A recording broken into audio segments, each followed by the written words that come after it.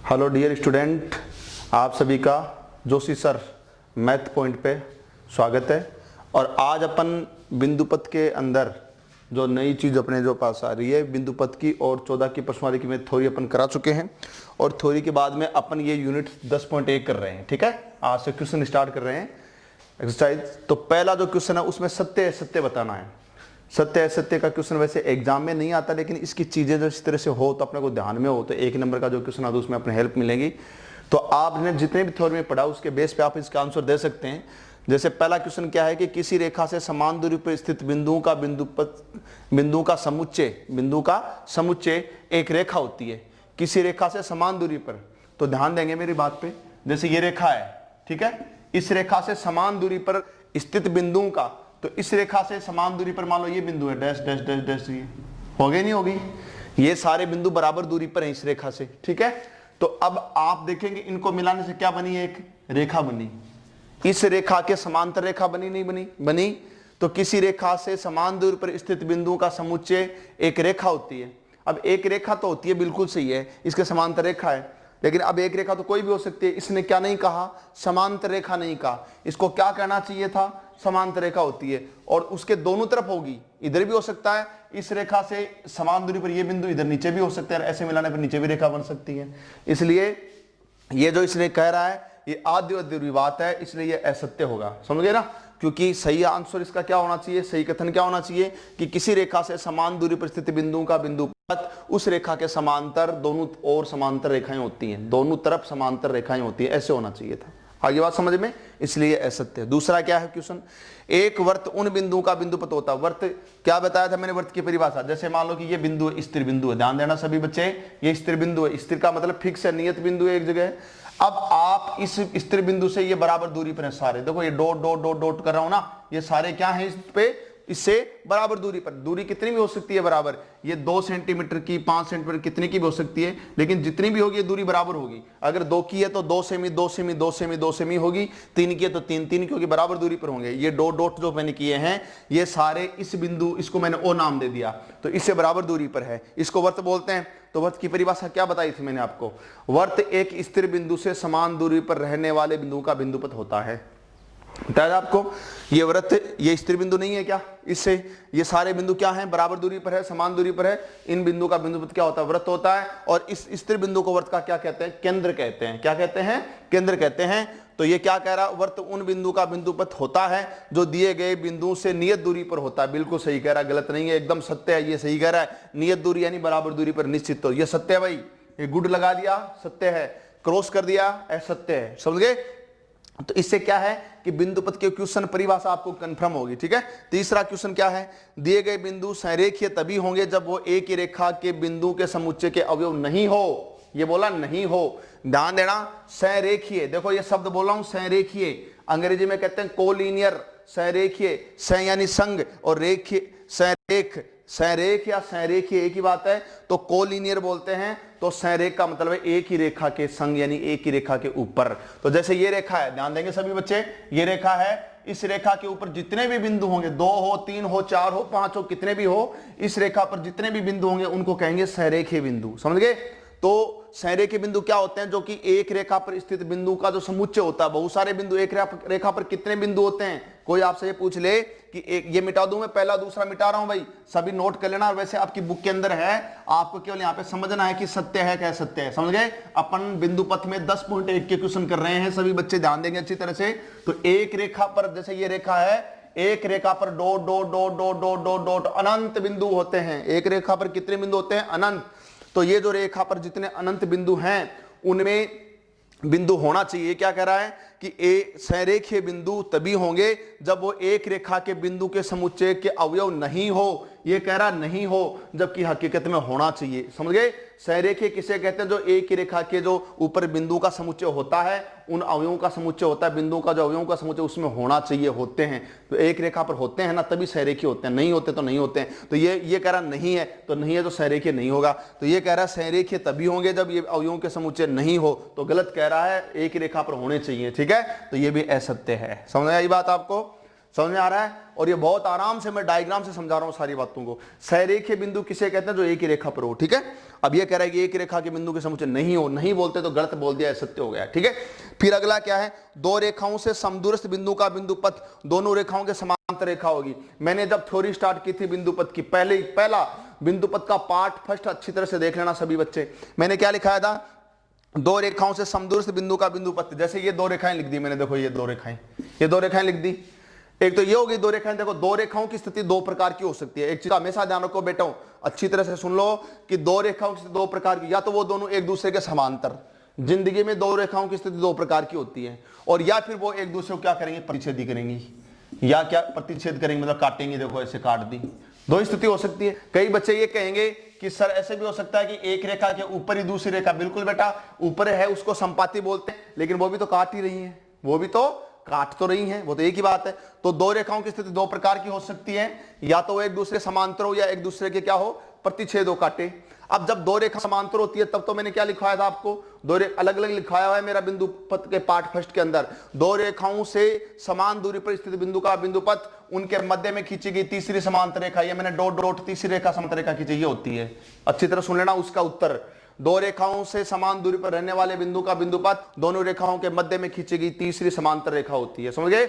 और अगर दोनों रेखाएं, क्योंकि ये कह रहा दो रेखा का, इसने ये नाम नहीं लिया कि रेखाएं समांतर या प्रतिच्छेदी है। जब ये नहीं बोलेगा ना कि समांतर या प्रतिच्छेदी है, तो हम दिमाग में दोनों बातें रखेंगे कि दोनों रेखाएं समांतर भी हो सकती है और प्रतिच्छेदी भी होती है, समझ गए ना? तो इसने क्या कहा सुन लो अच्छी तरह से। तो इस बात को पहले पूरा कर देता हूं। दो रेखाएं क्या कर रही है? प्रतिच्छेद कर रही है। प्रतिच्छेद यानी इंटरसेक्ट, काट रही हैं एक दूसरे को, ठीक है। जब दो रेखाएं एक दूसरे को प्रतिच्छेद करती हैं तो इन दोनों से समान दूरी पर रहने वाले बिंदु का बिंदु पथ, इनके बीच में जैसे ये कोण बन रहा है, इस कोण को बीच में तोड़ने वाला, जिसको मैंने बताया था कि अर्धक बोलते हैं, कोण का अर्धक, समद्विभाजक। तो ये मैंने बीच में इस कोण को आधे आधे में ये टुकड़ा बराबर होगा। तो ये जो रेखा है, मैं बार बार इस तरह से दिखा रहा हूं, ये रेखा है, ये इस कोण का अर्धक होगा, समद्विभाजक होगा, ये होगा। क्योंकि अब यहां से आप इस पे, अब क्या होगा कि इस रेखा से इस पे से 90 डिग्री का कोण लंब डालोगे तो, क्योंकि दूरी हमेशा लंब दूरी होती है, तो ये दूरी और यहां से डालोगे ये दूरी बराबर होगी, समझ गए? इसलिए दो प्रतिच्छेदी रेखाओं से समान दूरी पर रहने वाले बिंदु का बिंदु पथ, मैंने आपको बिंदु पथ के पहले पार्ट के अंदर लिखवा चुका हूं कि दोनों के मध्य बनने वाले कोण का अपनी किताब में भी दे रखा है। तो समद्विभाजक होगा, कोण का समद्विभाजक होगा, कोण का अर्धक होगा। कोण ये भी हो सकता है भाई, ये इधर इसका भी अर्धक हो सकता है, इधर भी हो सकता है, समझ गए? अब देखो ये क्या कह रहा है? दो रेखाओं से समदूरस्थ बिंदु का बिंदु पथ दोनों के समांतर रेखा होगा। तो दोनों के समांतर जो रेखा होगी दोनों के मध्य में होनी चाहिए, पहली बात तो ये भी होनी चाहिए। और चलो मान भी लिया कि दोनों के समांतर है, मध्य भी में भी होगी, ठीक है। तो ये पोजीशन, तो इसने तो केवल एक ही चीज बता दी, ऐसा भी तो हो सकता है। इसने ये थोड़ा कहा है कि दोनों दो रेखाएं समांतर है, ये थोड़ा बोला। अगर ये बोलता है कि दो रेखाएं समांतर रेखाओं के, ऐसे बोलता ना, दो समांतर रेखाओं के, फिर आगे ये बोलता कि उनके समांतर रेखा होगी, तब तो कुछ समझ में आता, सत्य हो जाता। लेकिन अब ये तो केवल इतना कह रहा है कि दो रेखाओं के। अब दो रेखाएं तो ऐसी भी हो सकती है, ऐसी भी हो सकती हैं। दो रेखा तो समांतर भी हो सकती है, प्रतिच्छेदी भी हो सकती हैं। तो दो समांतर और प्रतिच्छेदी दोनों हो सकती हैं, क्योंकि इसमें नाम नहीं लिया कि रेखाएं समांतर दी गई हैं या प्रतिच्छेदी दी गई हैं। तो जब मैंने कहा कि नाम नहीं ले, तो आप हर केस, हर संभावनाओं को मानते हुए उत्तर दोगे।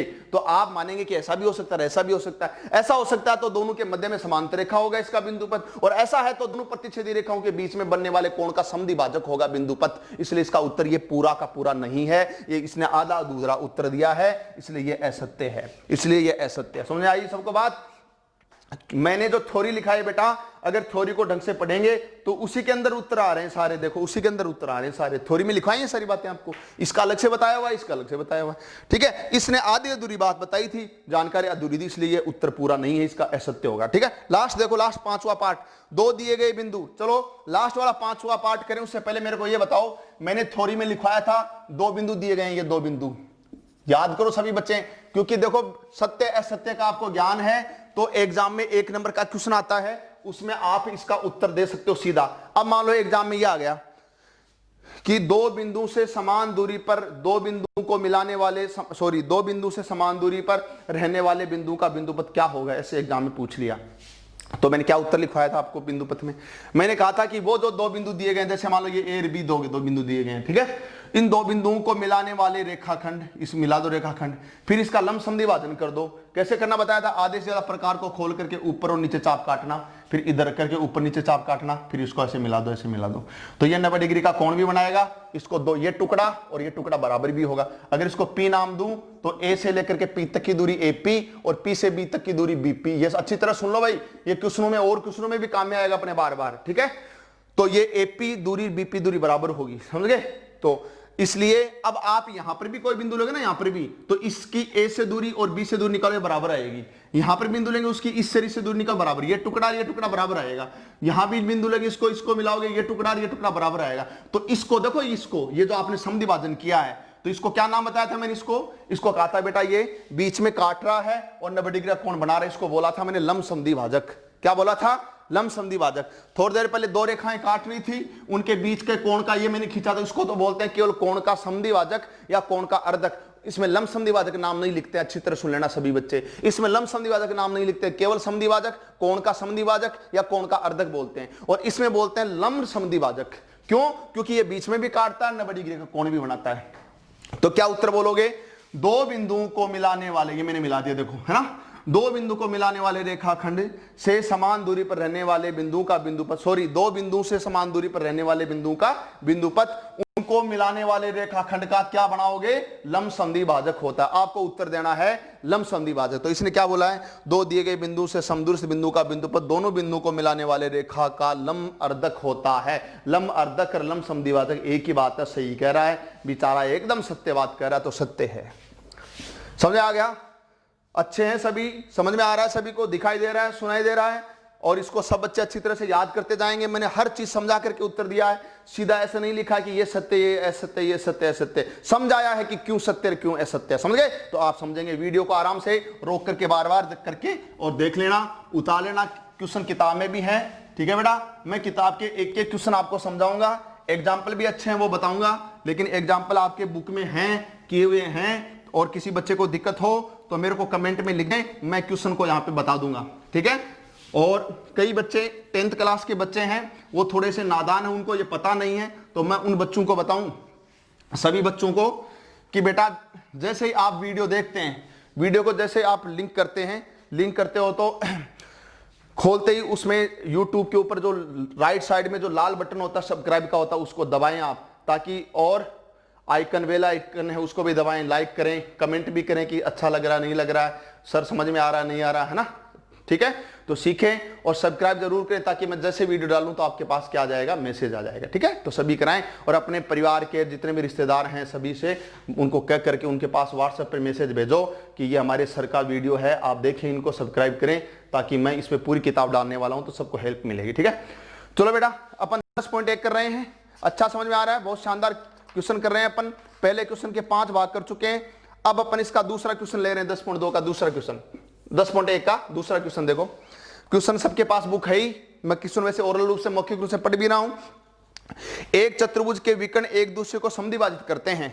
एक चतुर्भुज ले लो कोई भी, जैसे मान लो कि ये चतुर्भुज ले लिया मैंने, कोई भी चतुर्भुज ले लो, ABCD ले लिया, ABCD ले लिया, ठीक है, चतुर्भुज ले लिया, इसके विकर्ण क्या करते हैं, समद्विभाजित करते हैं, इसको मिला दिया और इसको मिला दिया मैंने, ठीक है।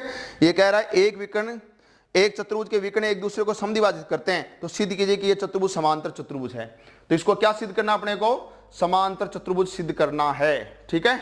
और विकर्ण एक दूसरे को क्या करते हैं, समद्विभाजित करते हैं। इसको अगर मैं P नाम दूं तो नंबर 1, देखो सिद्ध करने वाले क्वेश्चन में अपने को क्या करना था, तो पहले तो दिया गया होता है, ठीक है, डायग्राम तो मैंने चित्र के हिसाब से, क्वेश्चन के हिसाब से बना दिया गया में आपको क्या लिखना है, ABCD एक चतुर्भुज है, ABCD क्या है, एक चतुर्भुज है, समझ गए, एक चतुर्भुज दिखाई दे रहा है सबको, दिया गया हो गया। दिया गया में और क्या चीज दी गई है, विकर्ण समद्विभाजित करते हैं। क्वेश्चन में बोल रहा है कि विकर्ण एक दूसरे को समद्विभाजित का समान दो भागों में बांट रहे हैं, इसका मतलब ये टुकड़ा बराबर है बेटा, और ये टुकड़ा बराबर है, समझ गए। तो A से लेकर के P तक की दूरी यानी कि AP किसके बराबर होगा बताओ, PC के बराबर होगा, CP के, एक ही बात है। और ऐसे ही ये BP, ये किसके बराबर होगा बताओ, ये हो जाएगा अपने पास DP के बराबर हो जाएगा। इतना समझ आ गया सभी बच्चों को, अच्छा लग रहा है सभी को, चलो ठीक है बेटा, दिया गया हो गया। सिद्ध करना बेटा, रटना नहीं है, जोशी सर की क्लास में बहुत सारी चीजें समझ करके आप खुद लिख सकते हो।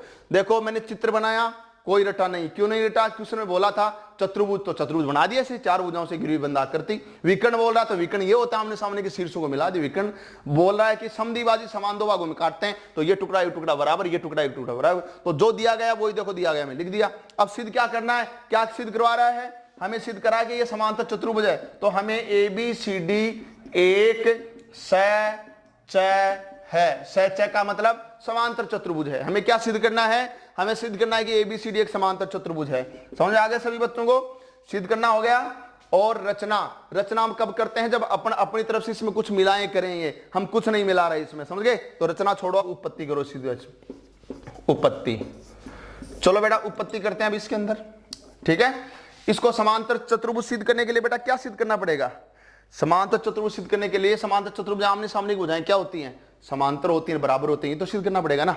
चलो देखो अब आप, चलो करते हैं। देखो अब इधर सभी बच्चे एक काम करो, इसमें ये और ये त्रिभुज ले लो, तो ऐसे लिख दो। देखो त्रिभुज, त्रिभुज ए पी बी तथा दूसरा त्रिभुज ऊपर वाला ले लो सी पी डी, सॉरी त्रिभुज सी पी डी, कोई रटने की चीज नहीं है। में ये दो त्रिभुज ले लिया हमने, देख लो। इन दोनों त्रिभुजों को सर्वांग सम सबको पता ना, दो त्रिभुज कब सर्वांग सम होते हैं? जब एक दूसरे को पूरा पूरा ढकलेंगे, उनमें तीन चीजें बराबर होंगी, उनकी संगत तीन भुजाएं बराबर होंगी, समझ गए? तो चलो, या और दो कोण और एक भुजा बराबर हो सकती है। चलो देखो इसमें क्या है, एक चीज बताओ कि ये कोण देखो, ये कोण, इसका ये कोण और इसका ये कोण बराबर है या नहीं है? देखो है ना। क्यों है? क्योंकि ये दो जब रेखाएं एक दूसरे को काटती है, प्रतिच्छेद करती है, तो आमने सामने के कोण है वो क्या होते हैं? सम्मुख कोण, या अपन उसको बोलते हैं शीर्षाभिमुख कोण, ये बराबर होते हैं, समझ गए? तो डी बीच में पी ले लेंगे, डी पी सी, ये कोण का साइन, जिसपे कोण बनता है उसको बीच में लेते हैं, डी पी सी, ठीक है। बराबर किसके बताओ? ए पी बी, ए कोण बराबर हो गया। क्यों बराबर हो गया? साइड में लिख देंगे सम्मुख कोण। क्यों बराबर हुआ? सम्मुख कोण, सम्मुख कोण यानी आमने सामने के कोण, समझ गए? सम्मुख कोण इसलिए बराबर हो गए। फिर और क्या बराबर है इनमें बताओ बेटा? इस त्रिभुज की ये भुजा, इस त्रिभुज की ये भुजा बराबर पहले से दी गई है, एपी बराबर सीपी, ये मैं नहीं लिख रहा हूं, देखो ये दिया गया हमें पहले से, एपी बराबर सीपी है। चलो ठीक है। और ये भुजा भी बराबर है, बताओ कौन सी? डीपी और बराबर बीपी, ये भी बराबर है। देखो ये टुकड़ा इसके बराबर, ये इसके पहले से बराबर दिया गया था, तो तीन चीजें बराबर होगी। दो इस त्रिभुज में तीन चीजें बराबर होगी, एक कोण और दो भुजाएं बराबर हो गई, तो क्या बोलते हैं? सर्वांग सम हो गया। ये कौन से नियम से हो गया सर्वांग सम? एस ए एस होता है, एस ए एस होता है, बीच में कौन होता है ना, उस नियम से। तो आप लिख देंगे इसमें, डायरेक्ट लिख दो कि अतः सर्वांग समता, सीधा ऐसे लिख दो। कुछ भी समझ में नहीं आया तो इतना भी लिख सकते हो कि सर्वांग समता के नियम से तीन चीजें बराबर हो गई, तो आप लिख देंगे त्रिभुज ए पी बी, ये सर्वांग सम का साइन हो गया, ए पी बी, ठीक है। तो ए पी बी किसके सर्वांग सम हो जाएगा? B P A P B तो हो गया नहीं अपने पास, ठीक है। तो ये डी पी लिख दो, त्रिभुज हो जाएगा अपने पास डी पी, इसको भी ऐसे लिख दो आप, डी पी सी लिख दो, ठीक है, डी पी सी। ये दोनों सर्वांग सम हो गए। अब ये दोनों त्रिभुज सर्वांग सम हो गए, तो पता जब आप इसको काट करके देखो, सोचो इसको यहां से काट के इसके ऊपर ले जाओगे तो ये तो यहां चला जाएगा, ये इसके ऊपर चला जाएगा, तो ये कौन है ना, ये कौन इसको ढकेगा? देख लो आराम से, नहीं ढकेगा? बताओ। अरे इसको काटो आप, इसको काट करके देखो, ये भुजा नहीं, ये भुजा इसके ऊपर चली जाएगी, तो ये इसके ऊपर चली जाएगी। जब ये इसके ऊपर जाएगी तो ये जो कोण है इस त्रिभुज का और ये जो कोण है इस त्रिभुज का, ये इसको ढकेगा, ये बराबर होंगे, समझ गए? तो इसका मतलब क्या हुआ कि आपका ये कोण, इसको नाम दे दो चाहे, चलो आप एक इसमें आप ये भी कर सकते हो थोड़ा सा, अगर आप करना चाहो तो, ताकि चलो छोड़ो इसको, आप इतना कर लो इसमें। अब इसको कोण जैसे मान लो एक नाम दिया, कोण एक दे दो इसको कोण दो नाम दे दिया, इसको तीन दे दिया, इसको दे दो चार, ठीक है। रचना करना चाहो तो मैं ये कह रहा था कि इसमें नंबर 3 पे आप रचना लिख सकते हो, और चौथा उत्पत्ति। रचना में केवल इतना कर दो, कोणों का नामांकन किया, कोणों का नामांकन किया। ये जरूरी नहीं है कोणों का नामांकन किया ये रचना में लिखना है, और जरूरी भी नहीं है, ये तो मैंने छोटा बनाने के लिए मैंने रचना बना दी, इसमें बात की नहीं बनाओ तो कोई दिक्कत नहीं है। कोणों का नामांकन किया। अब कोणों का नामांकन में क्या हो गया कि ये कोण एक और ये कोण दो बराबर हो गए। क्यों हो गए भाई बराबर? क्योंकि दोनों त्रिभुज सर्वांग सम हो गए। जब एक दूसरे को ढकेंगे, एक दूसरे को ढकेंगे तो फिर ये कोण 1 2 के बराबर होगा। ये समझ आ रहा है ना सबको? अरे ये त्रिभुज काट करके इसको इसके ऊपर ले जाओगे तो ये भुजा इसके बराबर है या नहीं है, तो ये भुजा इसको ढकेगी, ये भुजा इसको ढकेगी, तो ये कोण इसको ढकेगा और ये कोण इसको ढकेगा। समझ गए? तो कोण 1 बराबर, अतः लिख देंगे, अतः कोण 1 बराबर कोण 2, 1 किसके बराबर 2 के, और 3 किसके बराबर 4 के, कोण 3 बराबर कोण 4। समझ गए? ध्यान देंगे बच्चा, अपन 6ठी 7वीं क्लास में करते थे, जब दो रेखाएं ऐसे काटती हैं और ऐसे काटती हैं, इसको प्रतिच्छेद रेखा काटती है, तो इधर वाला कोण जब बराबर होता है, ध्यान रखना अच्छी तरह से सभी सुन लो, जब दो रेखाओं को कोई दूसरी तिर्यक रेखा काटती है, ये दो रेखाओं को कोई तिर्यक रेखा काटे और इधर वाला ये दोनों कोण हैं, इनको एकांतर कोण कहते हैं, ये बराबर होते हैं। एकांतर कोण अगर बराबर हो तो ये दोनों रेखाएं समांतर होती हैं। अब आप देखो, ये रेखा और ये रेखा है, और ये बन गई मान लो तिर्यक रेखा। देखो ये रेखा है नहीं है, ये रेखा है, ये क्या बन गई इनकी तिर्यक रेखा। तो फिर ये रेखा तिर्यक रेखा बन गई, तो इसके इधर और इसके इधर, जैसे देखो इसके इधर एकांतर कोण हो गए 1 और 2, और एकांतर कोण 1 और 2 बराबर आ गए। तो जब दो रेखाओं को कोई तिर्यक रेखा काटे और एकांतर कोण बराबर आ जाए, देखो ये 3 और 4 भी एकांतर है, ये भी बराबर आ गए, तो एकांतर कोण बराबर आ जाते हैं, तो ये दोनों रेखाएं क्या होती है, समांतर होती है। तो ये दोनों रेखाएं समांतर होती है। इसका मतलब है कि अतः ये डीसी है, ये किसके समांतर, डीसी किसके समांतर बताओ, ए बी के। डीसी किसके समांतर होगी, ए बी के। डीसी किसके समांतर होगी, ए बी के, क्योंकि जब दो रेखाओं को कोई तिर्यक रेखा काटे और उसके ये इधर और इधर कोण है वो बराबर हो जाएं, इधर और इधर ये कोण बराबर हो जाएं, एकांतर कोण होते हैं, ये बराबर हो जाएं, तो रेखाएं समांतर होती है। तो समांतर हो गई, और ये दोनों बराबर इसलिए है क्योंकि काट कर कैसे ले जाओगे, तो ये इसको ढकेगी नहीं ढकेगी, ये भुजा इसको ढकेगी, देखो इसके बराबर है, ये इसको ढकेगी, ये भुजा किसको ढकेगी, इसको ढकेगी। तो ए बी बराबर सी डी तो सर्वांग सम होने से पहले ही आ गया था बराबर, तो आप लिख सकते हो यहाँ पे ए बी बराबर सी डी। तो ए बी और सी डी आमने सामने की भुजाएं, ए बी और सी डी, और डीसी लिख सकते हो, तो एक ही बात है, कोई घबराए नहीं बच्चा, डीसी लिखो चाहे सी डी लिखो, अरे डीसी लिखो चाहे सी डी लिखो, ठीक है। तो आमने सामने की भुजाएं क्या हो गई, इसमें बराबर हो गई, समांतर हो गई, तो इसलिए क्या हो गया, अतः ए बी सी डी एक समांतर चतुर्भुज है। ए बी सी डी एक समांतर चतुर्भुज है। समझ आया? सभी बच्चे नोट करके चलेंगे। योगी चल पूरा घटा